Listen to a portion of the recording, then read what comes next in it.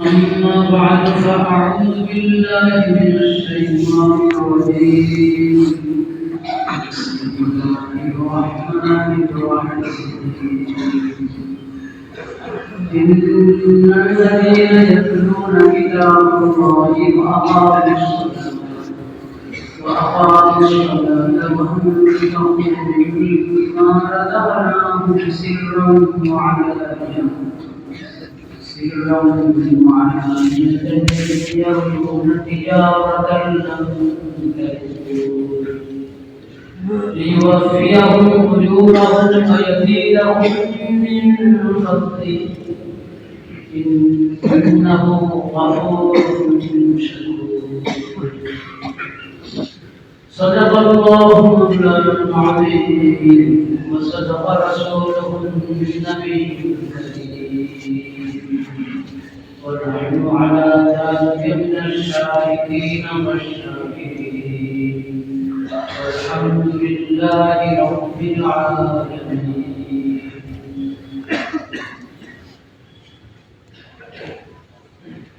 আমরা গত তিন থেকে সালাত সম্পর্কে সালাতের গুরুত্ব এবং সালাত আদায় করার পদ্ধতি বিষয়ে আলোচনা করেছিলাম।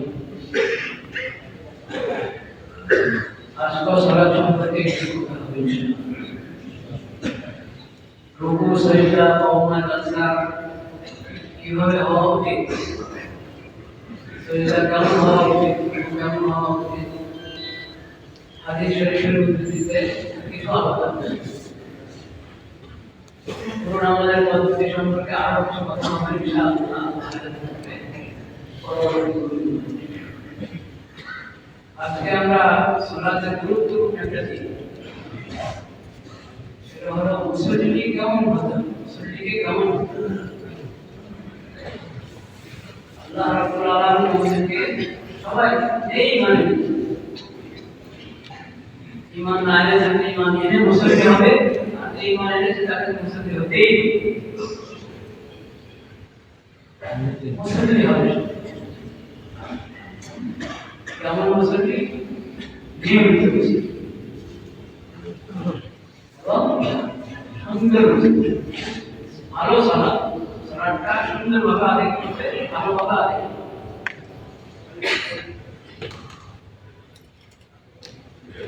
মুসল্লি হওয়া, নিয়মিত মুসল্লি হওয়া এবং সুন্দরভাবে সালাত আদায়কারী মুসল্লি হওয়া। চতুর্থ কথা হলো মুসল্লি গুনাহগারে অর্জন করা। আদর্শ মুসল্লি কাকে বলে?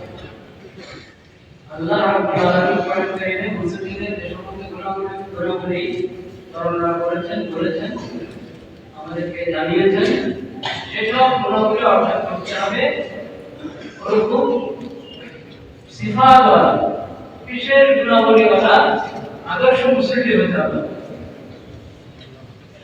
কোরআন কারীমের বিভিন্ন আয়াতে মুসল্লিদের সেই সমস্ত গুণাবলী বিশেষভাবে 29 পারায় সূরাতুল মাআরিজের মধ্যে দীর্ঘ অনেকগুলো আয়াত, অনেকগুলো আয়াতের মধ্যে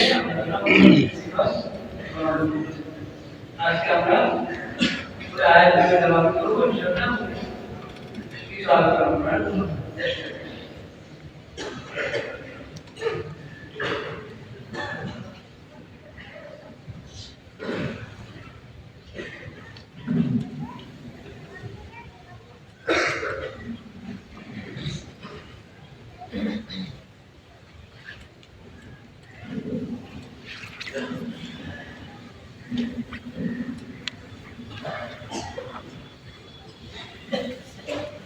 بسم الله الرحمن الرحيم. إلا المصلين الذين هم على صلاتهم دائمون والذين في أموالهم حق معلوم للسائل والمحروم والذين يصدقون بيوم الدين والذين هم من عذاب ربهم مشفقون. إن عذاب ربهم غير مأمون والذين هم لفروجهم حافظون إلا على أزواجهم أو ما ملكت أيمانهم فإنهم غير ملومين فمن ابتغى وراء ذلك فأولئك هم العادون والذين هم لأماناتهم وعهدهم راعون والذين هم بشهاداتهم قائمون والذين هم على صلاتهم يحافظون أولئك في جنات مكرمون فما للذين كفروا قبلك مهطعين عن اليمين وعن الشمال عزين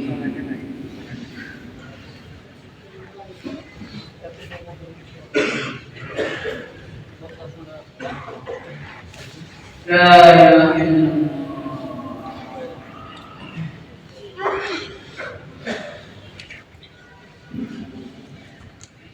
এই আয়াতগুলোর মধ্যে আল্লাহ রাব্বুল আলামিন মুসলিমদের গুণাবলী আমাদেরকে জানিয়েছেন।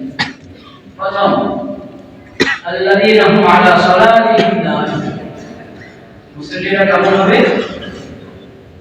তারা নিয়মিত নামাজ আদায়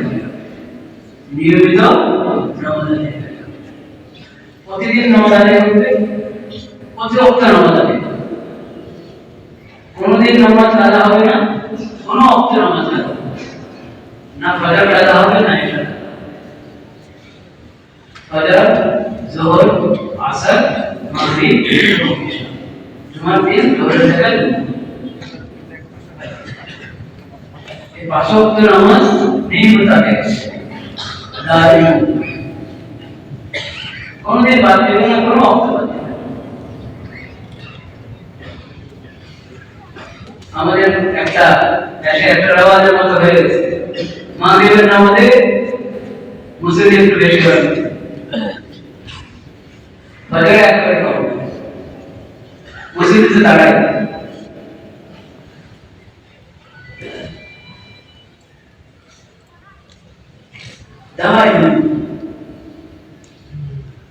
তারা হয়তো মসজিদে আসেন না, ফজরে হয়তো বাসা আদায় করছেন, অনেকে আছে বাসা আদায় করছেন, কিন্তু নামাজ আদায়ের জন্য মসজিদে আসে, মসজিদে জামাতের সাথে ফরজ নামাজ আদায় করা পুরুষদের জন্য।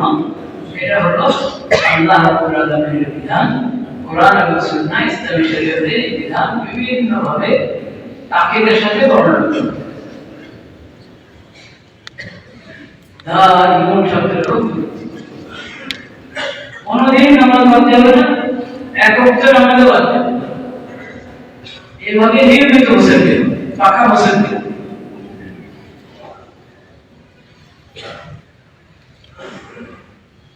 দ্বিতীয় বিষয়, ওয়াল্লাযীনা ফী আমওয়ালিহিম হাক্কুম মা'লুম লিস-সাইলিল নামাজ নিয়মিত আদায় করছে, কিন্তু আল্লাহ যে রিজিক দান করেছেন, ধন সম্পদ দান করেছেন, সেই ধন সম্পদের ব্যাপারে আপনার যে বিধান, ওই বিধানের ব্যাপারে কোনো পরোয়া নেই, ওই বিধানের ব্যাপারে উদাসীন। মুসলিম সে আল্লাহর দেওয়া ধন সম্পদ, আল্লাহর দেওয়া রিজিকের ক্ষেত্রে আল্লাহ যে বিধান দিয়েছেন সেই বিধান পালন করে। তার ধন সম্পদের মধ্যে বঞ্চিতদের জন্য এবং যারা চায় নিজের জরুরত পেশ করে আমার টাকা আছে, তাদের জন্য তার ধন সম্পদের মধ্যে একটা ভাগ নির্ধারিত করছে। যার কাছে যা আছে, আল্লাহ যাকে যে পরিমাণ দিয়েছে, অর্থ সম্পদ অনেকের খুব বেশি থাকে, কারো মাঝারি, কারো কম, যার কাছে যা আছে ওটার মধ্যে তুমি নিজে ঠিক করে রাখবে। এইখানে বঞ্চিত যারা, তাদের জন্য আমি কিছু অবশ্যই একটা ভাগ রাখবো। যখন আমার পড়াশোনার মধ্যে হোক, আত্মীয় স্বজনের মধ্যে হোক, তাদেরকে আমি দেশে নিজের জরুরত পেশ করবো, তাকে দিব। আর যেটা আল্লাহ নির্ধারণ করে দিয়েছেন, যাকাত, যাকাত যেটা আল্লাহ নির্ধারণ করে দিয়েছেন, সেটা তো আদায় করবেই। ওটা তো কোরআন মাজিদে যেখানে নামাজের কথা, যেখানে যাকাত কথা, ওই যে অংশ থাকে, যেখানে নামাজ সেখানে যাকাত। মুমিন সালাত কায়েম করে জাকাত আদায় করে। ইসলামের পাঁচ স্তম্ভের দ্বিতীয় স্তম্ভ জাকাত। সালাতের পরে জাকাতের ইসলাম পরে মানে আলোচনাতে পরে সালাত যেমন ফরজ জাকাত তেমন ফরজ।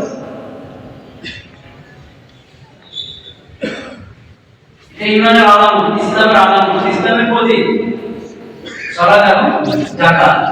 রমজানের রোজা, হজ, কালিমা, কালিমা, নামাজ, রোজা, হজ এবং যাকাত এগুলো সব ইসলামের প্রতীক, শাআইর ইসলাম বলা হয়। তো যাকাত তো নির্ধারিত আল্লাহর পক্ষ থেকে, যাকাত ওয়াজিব হয় পরিমাণ, যাকাত ফরজ হয় পরিমাণ সম্পদ যার কাছে আসে সে তো প্রতি বছরে নিয়মিত যাকাত দেয়, বছরে একবার।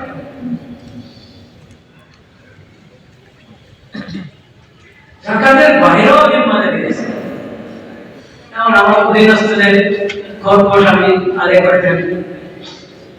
এর বাইরেও আত্মীয় স্বজন, বিশেষ করে রক্তের আত্মীয়, তাদের খোঁজ খবর রাখা, প্রতিবেশীদের মধ্যে যারা অসহায় তাদের খোঁজ খবর রাখা। প্রতিবেশীর বাইরেও যেখানে আমি জানবো যে অসহায় আছে তাদের পাশে দাঁড়ানো দরকার, তাদের কাছে কিছু পেশ করা দরকার বিনয়ের সাথে, এটা মনে রাখতে হবে।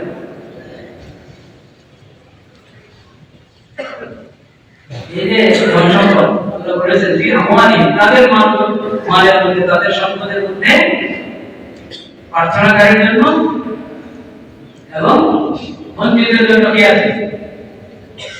ভাগ আছে, একটা হিস্সা আছে, হক আছে। হক নাম দিয়েছেন এই জন্য হাদিসে বলেছে ইন্না বিল মালি লাহাক্কান সিওয়া যাকাত। যাকাত তো এটা ফরজ, ওটা একবার নির্ধারিত ফরজ। যাকাতের বাইরেও সম্পদের মধ্যে আরো হক কি বিভিন্ন ভাবে আছে, সেটা মাসালাগুলো আমরা জেনে নেওয়া দরকার। এখানে মনোনীত আল্লাহ তাআলা বলে দিয়েছেন ওফি আমালিহিম হাক্কুন মা'লুম লিসাইল ওয়াল মাহরুম।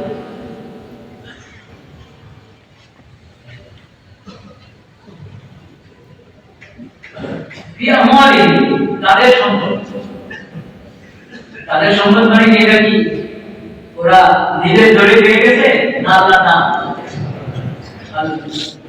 নিজের ঘরে অর্জন করেছে, নিজের বুদ্ধি দিয়ে অর্জন করেছে। বুদ্ধি তো সবাই আছে, সবাই এরকম অর্থ আছে, কামাইতে সবাই পারে, সবাই এরকম অর্থ আছে। এর কারণ কোরআন মধ্যে অনেক আয়াত আল্লাহ প্রকাশ করেছে বিমাইল্লাহি আর আল্লাহর সম্পদ, আল্লাহর সম্পদ আল্লাহ দান করেছেন তোমাদের, এখান থেকে দান করো। এটা আল্লাহর মেহেরবানি, আল্লাহর দয়াতে আল্লাহ তোমাদের মালিকানা, তোমাদের মালিকানা ঘোষণা করেছেন। যা যেভাবে হালাল ভাবে যে জিনিস উপার্জন করে শরীয়তের ভিত্তিতে ওটা কি মানে এই মালিকানা কার বিধান? আল্লাহর বিধান। আল্লাহ এই বিধান দিয়েছেন, তাই তুমি মালিক, তাই তুমি মালিক। এটা তো মূলত আল্লাহর আমানত তোমার হাতে, কিন্তু এটা আল্লাহর মেহেরবানি, আল্লাহর রহম এবং ফজল যে আল্লাহ এই মালিকানাকে এই মালিকানা আল্লাহ তাআলা শরীয়তের বিধান হিসেবে দিয়ে দিয়েছে। শরীয়তে এই মালিকানাকে তাসলিম করা হয়েছে, মেনে নেওয়া হয়েছে যে তুমি এর মালিক। আল্লাহ যদি মালিক হিসাবে আপনাকে ঘোষণা না করতেন তাহলে আপনি মালিক হতেন না। মালিক ওটা তো কারণের মতো যারা ওরা মনে করে এটা তো সম্পদ আমার, এই সম্পদ কার? আমার। এই কথা ঠিক আছে, এই হিসেবে ঠিক আছে, তাহলে তোমাকে মালিক হিসেবে মেনে নিয়েছে। কিন্তু তুমি যদি মনে করো বুদ্ধি দিও না, এমনি তার এরকম কথা, কিন্তু আমার যোগ্যতা, আমার ক্যাপাসিটি, আমি এটা আমার বুদ্ধি বলে অর্জন করেছি, কে বলেছে এটা?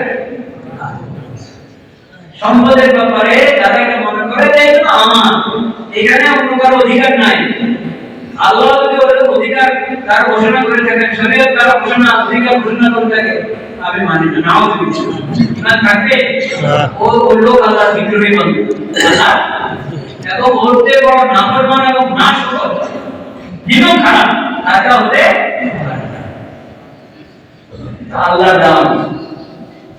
তুমি যে বলছো আমি কামাই করেছি, এটা একটা বাহানা, সুজা। তুমি যত সূত্র অবলম্বন করেছো কামাইয়ের ক্ষেত্রে, সব সূত্র কার দাম?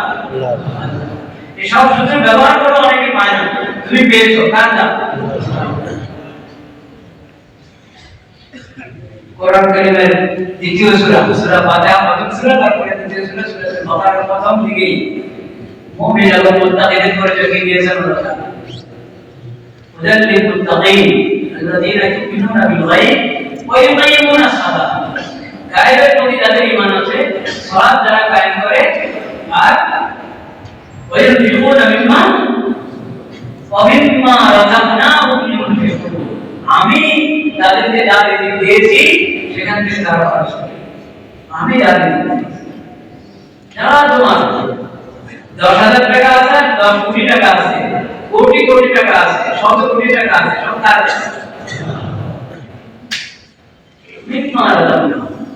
আমি তাদেরকে যা রিজিক দিয়েছি ও দিয়ে তারা খরচ করে। এই আয়াত যারা পড়লাম আমি সূরা ফাতিহা, ইন্নাল লাযীনা ইয়াতলুনা কিতাবাল্লাহ, সূরা ফাতিহা, ইন্নাল লাযীনা ইয়াতলুনা কিতাবাল্লাহ ওয়া আকামুস সালাহ, যারা আল্লাহর কিতাব তেলাওয়াত করে, কোরআন তেলাওয়াত করে, কোরআন কারীমের তেলাওয়াত করে, সালাত কায়েম করে, ওয়া আনফাকু মিম্মা রাযাকনাহুম, আমি তাদেরকে যা রিজিক দিয়েছি সেই রিজিকে তারা খরচ করে, ও বলে ইয়াতলুনা কিতাবাল্লাহ।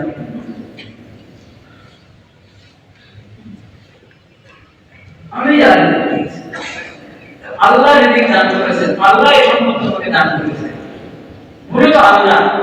বাকি দুনিয়ার নিজাম শৃঙ্খলা ঠিক রাখার জন্য যে যেটা কামাই করেছে বা মিরাজ সূত্র পেয়েছে, যদি সঠিকভাবে পেয়ে থাকে, সেটার ব্যাপারে আল্লাহ তাআলা তার মালিকানা মেনে নিয়েছেন।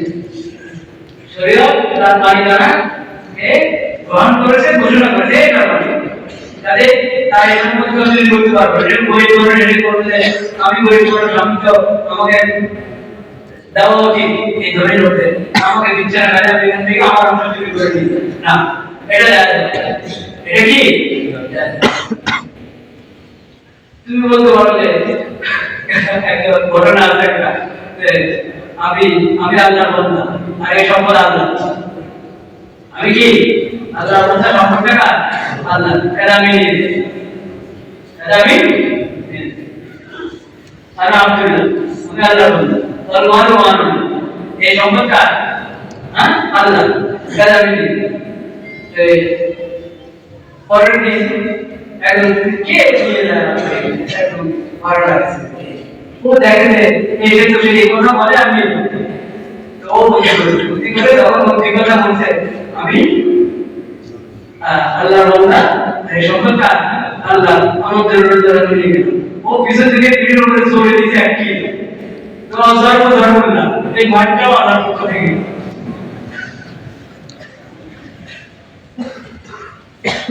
অন্যায় ভাবে আল্লাহর নাম ব্যবহার করলে তো অবৈধ জিনিস বৈধ হয়ে যাবে। আল্লাহ দিয়েছেন তাকে, এখন তুমি তার থেকে নিতে হলে নিয়ম মতে নিতে হবে। চুরি করে নিতে পারবে না, ডাকাতি করে নিতে পারবে না, আত্মসাৎ করতে পারবে না। আল্লাহ এই সম্পদ যার হাতে আমানত রেখেছেন, তাকে মালিক বানিয়েছেন, তাকে বলছেন আল্লাহ তাআলা তুমি খরচ করো, খরচ করা তার দায়িত্ব। এখন খরচ করছে না, তাকে বুঝাও, দিনের কথা বুঝাও, ইমানের কথা বুঝাও। এই সম্পদ তুমি তোমার দোকানে চোখ বন্ধ হবে, সব সম্পদ থেকে যাবে, একটা কিছুই যাবে না, কিছুই যাবে না, তোমার সঙ্গে তোমার আমল যাবে। আমল কি? এখন থেকে আখেরাতের জন্য জমা করো, আখেরাতের জন্য জমা করার তরিকা আমরা যা দান করে সেটা থেকে কি করো? সাদকা করো, দান সাদকা করো, জাকাত তো আদায় করবে, এমন নফল সাদকা করো, যার কোথা কাজ জরুরত আছে খেয়াল করো। এই যে কালাবাসীদের অবস্থা এখন যুদ্ধবিরতি হয়েছে, সবাই ভেবেছে যে এখন তো এখন আর মুসিবতে বেশি আছে। একদিক থেকে আর মুসিবত কি এক এক জায়গায় ছিল, এখন তখন যুদ্ধবিরতি সব দিনের জায়গায় এসেছে, না ঘর আছে, না বাড়ি আছে, না খাওয়ার কিছু আছে, না কোনো ব্যবস্থা, সব দিক থেকে কষ্টের মধ্যে কম্পিটিশন প্রত্যেকের দায়িত্ব, পুরো মুসলিম বিশ্বের দায়িত্ব, জনগণেরও দায়িত্ব খোঁজ করা কোন সূত্রে আমি ওখানে সাহায্য পারি। আপনি খোঁজ দিয়ে সূত্র পাবেন, নির্ভরযোগ্য সূত্র পাবেন, সেই সূত্রে অবশ্যই অনুদান পাঠাবেন গাজাতে এবং অন্যান্য যে জায়গায় মুসলমানরা নির্যাতিত কষ্টের মধ্যে আছে সেখানে যারা যে পরিমাণ সাহায্য পাঠানো এবং তাদের সব দিক থেকে যে দিক থেকে সহযোগিতা করতে পারে, সাহায্য করতে পারে, তাদের পাশে দাঁড়াতে পারে, এটা ফরজ। আল্লাহ তাআলা সেই তৌফিক দান করুন। আমিন। এটা মুসলিমদের সিফা, মুসলিমদের কি সিফা। মুসলিম কমিটির সদস্য হয়ে গেলাম, মুসলিম কমিটির সদস্য হয়ে গেলাম, তাহলে আমরা মুসলিম পাকা মুসলিম হয়ে গেলাম না। মুসলিমদের সিফা কি আছে কোরআনে, ওগুলো জানতে হবে। তো ব্যয় করার ক্ষেত্রে আল্লাহ আমাদেরকে বলেছেন, তুমি যদি মুসলিম হয়ে যাও তোমার মধ্যে এই সিফা থাকতে হবে, আল্লাহ যা দিয়েছেন ওদের নাম করো। আর কামাই করবো কি করে, কামাই করবো কি করে সেটা আল্লাহ বলেছেন। মুসলিম কামাই করা আর মুসলিম নয় এমন কামাই করার মধ্যে পার্থক্য আছে কি না? আছে। মুসলিম যখন রোজগার করবে, যে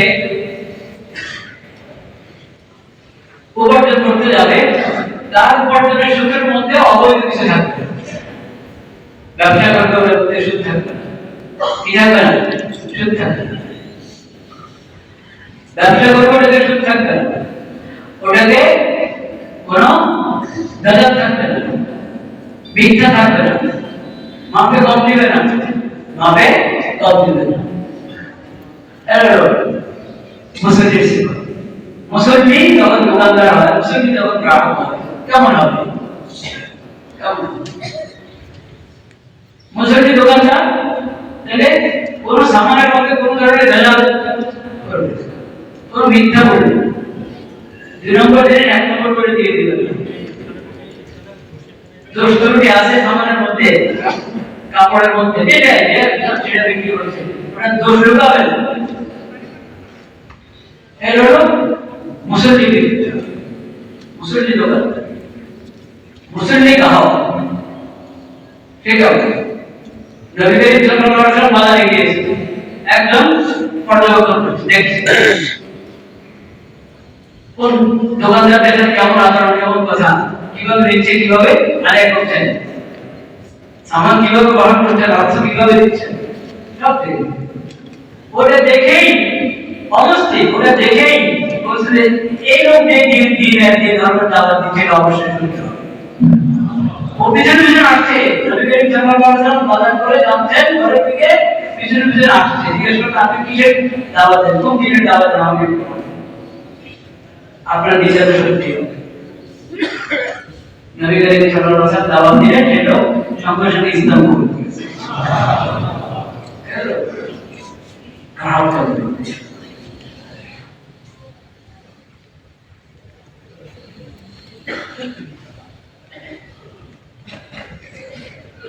সোহাইব আলাইহিস সালামের জমানায়, এখন তো এটা এই মুসিবত ব্যাপক, তখন একটা বিশেষ গোষ্ঠীর মধ্যে এই মুসিবতটা ছিল, অন্য জায়গায় ছিল না। এই জন্য কি মাপে কম দেয়, নিজে ওষুধ করবে একবারে কাটা কাটা দেওয়ার সময় বিভিন্ন সোজা অবলম্বন করে মাপে কম দেওয়া। এই ব্যাধি ছিল সোহাইব আলাইহিস সালাম নবী হিসেবে যাদের মাঝে এসেছিলেন, সেই গোত্রের মধ্যে, সেই সম্প্রদায়ের মধ্যে এই মুসিবতটা ছিল। এই ব্যাধিতে, এই অপরাধে ওরা প্রসিদ্ধ ছিল। সোহাইব আলাইহিস সালাম গ্রহণ করার সময় এরকম পুরোপুরি গ্রহণ করা, দেওয়ার সময় ওকে পুরোপুরি দিতে হবে, যথাযথ দিতে হবে, একটু কম করতে পারবো, একটু কম করতে পারবো। তারা কি বলছে শুনেছেন? ও বুঝছি আপনি মুসলিম তো, আপনি কি অমুসলিম না, ইসলামের দাওয়াত কবুল করছেন, আর সালাত করুকা আপনার সালাত আপনাকে এটা বলে না, আপনার সালাত আপনাকে এই কথা বলে যে আপনি আমাদের ছেড়ে দিয়ে গেছেন, এই আমরা কম দিতে পারবো না, আমরা কম দিতে পারবো না, এটা তো আপনার সালাতের শিক্ষা আমরা বলি। সালাতের শিক্ষা এটা আমরা বলি এটা সালাতের শিক্ষা, তো ওরা তো অবজ্ঞা করে বলছে, উপহাসন করছে যে সালাতের শিক্ষা, আমরা মুসলিম মানবো না, আমাদের সালাতের শিক্ষা দরকার নেই, বলে না। তখন ইসলামের নূর খুঁজে পাওয়া যায় না,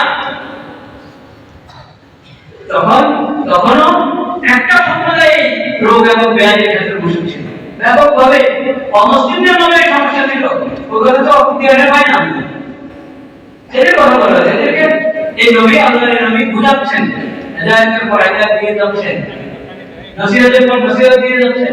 তারা বলে আপনার সালাতে যত বেজার লাগে আমরা বুঝি, এই সালাতের কারণে এখন আমাদেরকে এই মাপে কম দিতে নিষেধ করে, এই সালাতের কারণে আমাদেরকে মূর্তি পূজা থেকে আপনি নিষেধ করেন, আল্লাহ তাআলা আমরা মানতে ইবাদত করতে আপনাদেরকে নিষেধ করেন এই সালাতের কারণে। দেখেন তাহলে মুসলিম কি হতে হবে, পাক্কা ইমানদার হতে হবে কিনা, তাওহীদ ওয়ালা হতে হবে কিনা, এবং মুসলিমকে তার ব্যবসা বাণিজ্য সবকিছু আল্লাহর বিধান মোতাবেক কি পরিচালনা করতে হবে, মাফি কম দিবে না, বেদাত করবে না, প্রতারণা করবে না, মিথ্যা বলবে না। কাউকে আদর্শ কারা হবে, ব্যবসায়ী এবং বিক্রেতাও কি আদর্শ বান্ধব।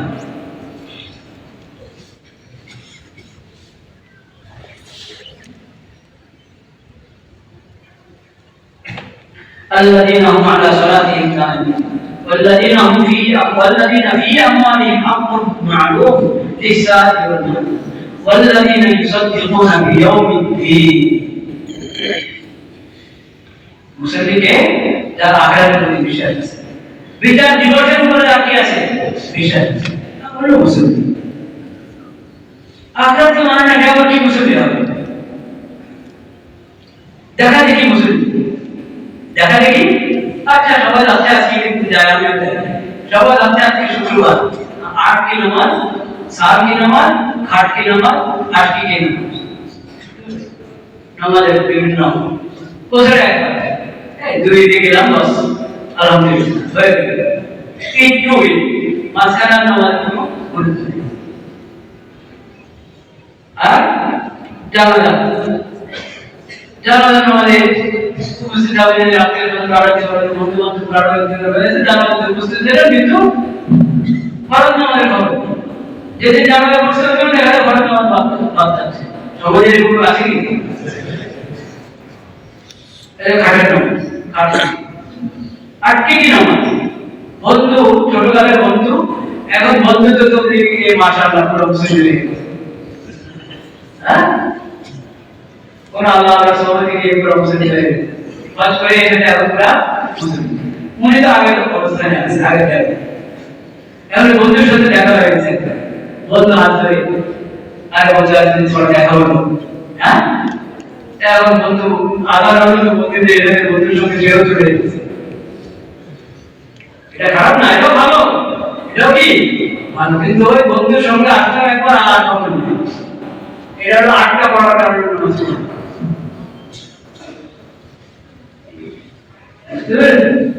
আটকে কি নামাজ, খাটকে নামাজ, সালকে নামাজ, আট কি নামাজ, 8 অষ্টম দিন মানে জুমার দিন, সপ্তাহে একদিন শুধু জুমা আর কত আল্লাহ এরকম মুসলিমদের বলেছেন আমাদেরকে নিয়মিত মুসলিম হতে হবে, কোনদিন বাদ যাবে না, কোনো অক্ত বাদ যাবে, এবং একটা কোনো মসজিদে জামাতের সাথে আল্লাহ তৌফিক দান ইয়াউমুদ্দিন, যার আখিরাতের প্রতি বিশ্বাস আছে, হিসাব কিতাবের প্রতি বিশ্বাস আছে, যেদিন সব আমাদের হিসাব দিতে আল্লাহ তাআলা একটা দিন আসছে, নাকি এটা কোনো মিস আছে না, ওটা তার প্রতি ঈমান আছে, বিশ্বাস আছে, এবং এই বিশ্বাসকে জাগ্রত রাখে মুসলিমরা এমন মুসলিম হও যে আখিরাতের কথা, আখিরাতের দিকে তোমার মাথায় সবসময় সাওয়াল থাকে, দিল আমাকে ওটা দাদা থাকে, জাগ্রত থাকে, এমন মুসলিম হও। এমন মুসলিম আখিরাতে বিশ্বাসী মুসলিম আর নামের মুসলিমটা আসমান জমিনের পার্থক্য। আখিরাতে বিশ্বাসী নামাজি যে মুসলিম, সে মুসলিম তার পুরো জমির রোজার জিন্দেগিতে জীবনের সকল করে আল্লাহ বিধানের খবর রাখবে কি রাখবে না, আল্লাহ বিধানের খবর রাখবে। والذين هم من عذاب ربهم مشفقون إن عذاب ربهم غير مأمون। এমন মুসলিম হও আল্লাহ বিধান লঙ্ঘন করলে আল্লাহ শাস্তি যে কোনো সময় আল্লাহ শাস্তি দিতে পারে। দুনিয়ার শাস্তি বিচার আখিরাতের শাস্তি কি হবে? এই ভয় এর আল্লাহ সামনে আমাকে দাঁড়াতে হবে। আদর্শ মুসলিমকে সবসময় ভয় দেয়, আল্লাহ সামনে আমাকে দাঁড়াতে হবে। এখানে আমাকে কেউ ধরতে পারছে না, কেউ কিছু বলতে পারছে না। আমার বাহাদুরি, আমি ওই দলের এই, তমুক দলের এই, বা আমার এই আছে সে আছে, আমাকে ভয় কিছু বলে না। কিন্তু এটা কদিন থাকবে? এটা কদিন থাকবে? কবরে যাবে না। কবর থেকে তো অনেক জীবন শুরু হবে। এখানে আমার কোনো সাহায্যকারী নাই ঈমান ছাড়া, কোনো সাহায্যকারী নাই নেক আমল ছাড়া। ইন্না আযাব রাব্বিহিম গায়রু মাকবুল। আল্লাহ শাস্তিতে এমন, তোমার রবের শাস্তি এমন কোন সময় এসে পড়ে বলা যায় না। তুমি যে নিশ্চিন্ত হয়ে থাকবে না, না আল্লাহ আমাকে শাস্তি দিবেন না, নাউযুবিল্লাহ। এটা ইমান মুমিনের কথা। যে কোনো সময় দুনিয়াতে হোক আখিরাতে হোক শাস্তি আছে, অপরাধের শাস্তি ভোগ করতে হবে। والذين هم لفروجهم حافظون إلا على أزواجهم أو ما ملكت أيمانهم فإنهم غير ملومين فمن ابتغى وراء ذلك فأولئك هم العادون। মুসলিম কারা? যারা নিজের চারিত্রিক পবিত্রতার খেয়াল রাখে, লজ্জাস্থানের হেফাজত করে, অশ্লীল কাজ আল্লাহ হারাম করেছেন এরকম কোনো কাজ করে, দিনের কাছেও যায়,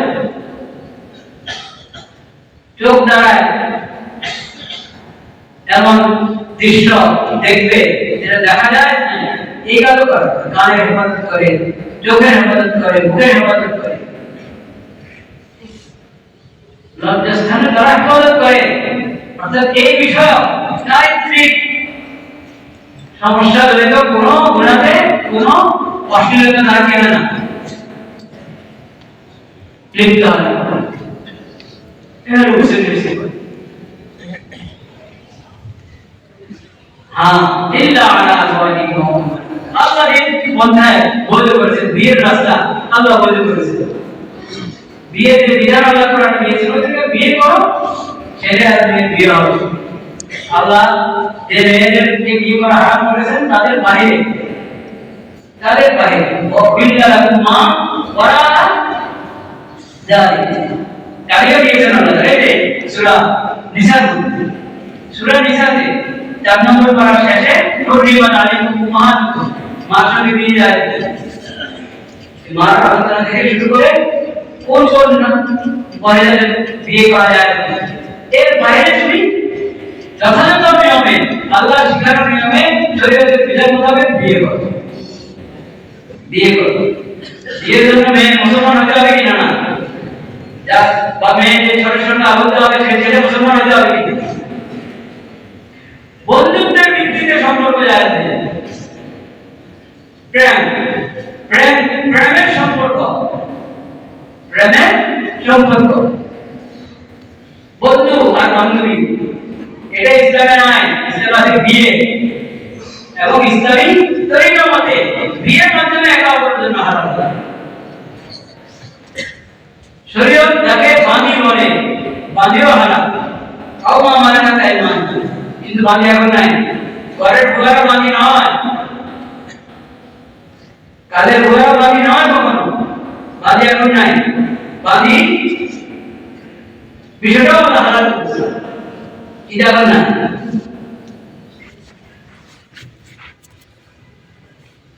আল্লাহ যেটুকু হালাল করেছেন এর বাইরে যদি তুমি যাও তাহলে তুমি সীমানা ভঙ্গ করবে। ফামাইন তামা ওয়ারা যালিকা ফাউলাইকা হুমুল আদুন। এখন তো দেশে ইউরোপিয়ান নিয়ে এসেছে, সংস্কৃতি নিয়ে এসেছে, দেশে আমদানি করা হয়েছে কি সমকামিতা।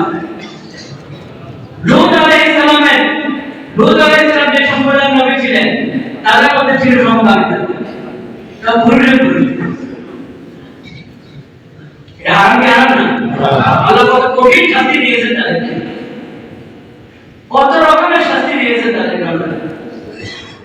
এখন এই দেশে নিয়ে গেছে খালি সমকামিতা না, এলজিবিটি মানে ওটাতে কত পদ্ধতি, মেয়ে মেয়ে ছেলে ছেলে, হারাম কি হারাম না? কত বড় কবিরা গুনাহ, অনেক বড় কবিরা গুনাহ। আচ্ছা, তা না শুধু ছেলে আল্লাহ বানিয়েছেন নাকি ছেলে, সে দাবি করে সে নাকি মেয়ে, আল্লাহ বানিয়েছেন মেয়ে, সে দাবি করে সে নাকি কি ছেলে। এরকম বানানো মন করা মেয়ে, মন করা মেয়ে আসলে ছেলে, আরেক মেয়ের সাথে সম্পর্ক রাখবে, বলে না মন করা ছেলে আসলে মেয়ে তার সাথে সম্পর্ক রাখবে, আরেক মানে সমকামিতার এখন নতুন নতুন প্রকার হয়ে গেছে। এই জন্য পুরুষ আর পুরুষ থাকে না, মেয়ে আর কি থাকে না, মেয়ে থাকে না। এটা আপনারা রাজি আছেন? ছেলেরা মেয়ে হয়ে যাবে, মেয়েরা ছেলে হয়ে যাবে, এটা রাজি আছেন? এটা আল্লাহর সাথে যুদ্ধ ঘোষণা কিনা? এটা আল্লাহর সাথে যুদ্ধ ঘোষণা। এটা যে দেশে থাকবে এই দেশের মধ্যে সম্ভব শান্তি আসা? এই দেশটা এরকম হচ্ছে, এই দেশটা এরকম হচ্ছে। এই দেশে তো সব বই করে দেওয়া হচ্ছে আইনি ভাবে, সংস্কারের নামে, আইন সংশোধনের নামে এরকম জিনিস দফা দফা ঘটনা হচ্ছে, যেখানে ছেলে মেয়ে হবে, মেয়ে কি হবে, অটোমেটিকলি ছেলে দাবি করবে আমি মেয়ে, এখন থেকে সে মেয়ে হয়ে যাবে, মেয়ে দাবি করবে আমি ছেলে, এখন থেকে সে ছেলে হয়ে যাবে। কিছুদিন সে ছেলে দেখবো আবার ঘোষণা করবো আমি মেয়ে, কিছুদিন মেয়ে দেখবো আবার ঘোষণা করবে ছেলে। এটা বর্তমান সরকার আইনের মধ্যে ঢুকিয়ে আইন সংশোধনের নামে, বলে নাউযুবিল্লাহ। আল্লাহ তাআলা লানত এই সমস্ত লোকদের উপর যারা জুলাই বিপ্লবের ক্ষমতায় মাধ্যমে বসে ইউরোপিয়ান সংস্কৃতি, যারা ইসলামের পুরো বিরুদ্ধে, শুধু ইসলামের বিরুদ্ধে না, সামান্য মস্তিষ্ক বিবেক বুদ্ধি যারা আছে, বিবেক বুদ্ধি আপনার পরিপন্থী এবং মানুষের সাধারণ স্বাধীনতা পরিপন্থী, এই ধরনের কুফরি এবং বেহায়াপনা জিনিসকে এখানে আপনার আইনের নামে, সংশোধনের নামে, সংস্কারের নামে ঢুকাচ্ছে, এই দেশে ঢুকিয়েছে। আল্লাহ লানত।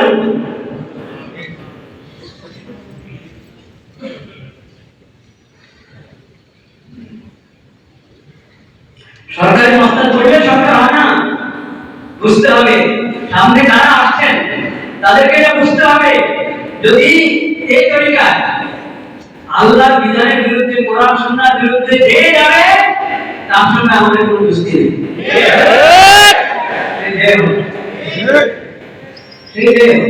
কোরআন সুন্নাহর বিরুদ্ধে যে যাবে, মানবতার বিরুদ্ধে যে যাবে, এবং মানুষের সুস্থ মস্তিষ্ক, সুস্থ বুদ্ধি, বিবেক বুদ্ধি পরিপন্থী কর্মকাণ্ড ঘটাবে, দেশকে এভাবে পরিচালনা করবে, তাদের সাথে আমাদের কখনো বুঝতে হতে পারে না।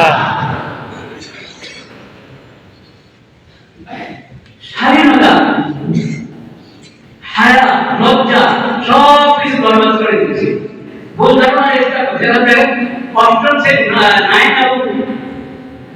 নাইন ইংরেজি বই দুষ্টাকে যায়, বাংলা বইতে মানে তাড়াতাড়ি ধরা পড়বে, ইংরেজি বইতে গিয়ে এই এলজিবিটি করে যাচ্ছে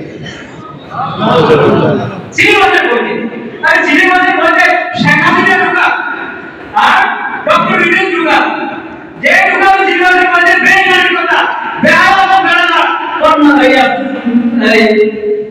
অশ্লীলতার কথা, তাদের সাথে আমাদের কোনো দোস্তি নেই। ওই জমানার বিগত 17 বছরের পরে যত কুফরি আছে, ওগুলো কুফরি কি কুফরি না? মুসলমান সমাজে শিখানোর বলে আছে না, ওগুলো বেহায়া না, ওগুলো মুসলিম সমাজের মধ্যে প্রচার করার কোনো সুযোগ আছে না। ওগুলো আমরা কি বেহায়া মানে পছন্দ করে না? বেহায়া কোনো প্রশ্নের মধ্যে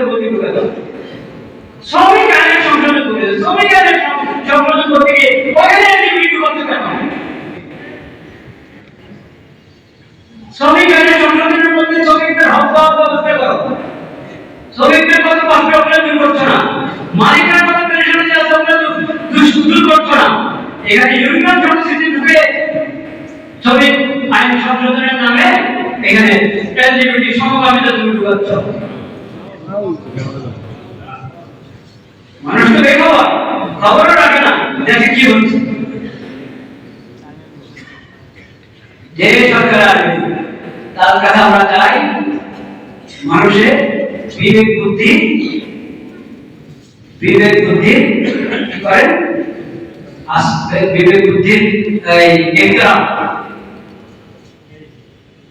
বিবেক বুদ্ধির এহতেরাম করেন, সম্মান রক্ষা করেন, বিবেক বুদ্ধি মানুষের হায়াত এবং স্বাধীনতা লাভ রক্ষা করেন, সম্মান রক্ষা করেন, আল্লাহ দেওয়া শরীয়তের সম্মান রক্ষা করেন, কোরআন সুন্নাহর সম্মান রক্ষা করেন।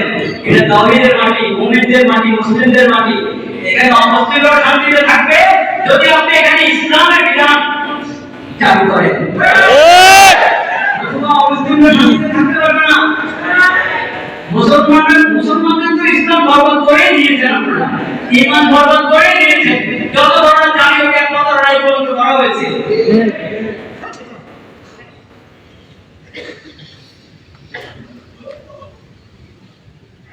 কোরআন আমাকে বলে নেকাহের রাস্তা বন্ধ, শয়তান বলে না নেকাহ বিয়ে ঠিক আছে, বাস সম্পর্ক থাকলে হলো। সেই শয়তানের মন্ত্র এটাকে আমাদের সংবিধানে ঢুকাচ্ছ, এটাকে আমাদের আইনে ঢুকাচ্ছ, কখনো ছাড় পাবে। আরে এই দুনিয়া তো শেষ না। জুলাই বিপ্লব কি হাসিনার বিরুদ্ধে না অন্যায়ের বিরুদ্ধে? অন্যায়ের বিরুদ্ধে। এটা কি হাসিনার বিরুদ্ধে না অশ্লীলতার বিরুদ্ধে? অশ্লীলতার বিরুদ্ধে। হাসিনার বিরুদ্ধে না বেঈমানির বিরুদ্ধে? বেঈমানের বিরুদ্ধে। যে বেঈমানি করবে, যে অশ্লীলতাকে আইন বানাবে, পশ্চিমা সভ্যতাকে ইসলাম এবং ইসলামের শরীয়তের পরিবর্তে মুমিনদের উপরে, মুসলিমদের উপরে, মুসলিম দেশের উপরে চাপিয়ে দিবে, তাদের বিরুদ্ধে আরো জুলাই আন্দোলন। জুলাই আন্দোলন কার বিরুদ্ধে না? এটা তো আল্লাহর আযাব। এটা জালিমদের বিরুদ্ধে আল্লাহর কি আযাব। জালিম যেই জায়গাতে যেই ভাষায় জালিম সামনে আসবে, যেই ভাষায় অশ্লীলতা এবং বেহায়াপনা যেই ভাষায় আসবে, তার বিরুদ্ধে আল্লাহ তাআলা আযাব নাযিল করতে পারেন, যে কোনো সময় নাযিল করতে পারেন। ইন্না আযাব রাব্বিহিম গায়রু মা'মুন, ইন্না আযাব রাব্বিহিম গায়রু মা'মুন। এগুলো মনে রাখতে হবে। আল্লাহ তাআলা আমাদেরকে সহি সমাজ নসিব করুন। আমিন। মুমিনদের, মুসলিমদের আরো নামে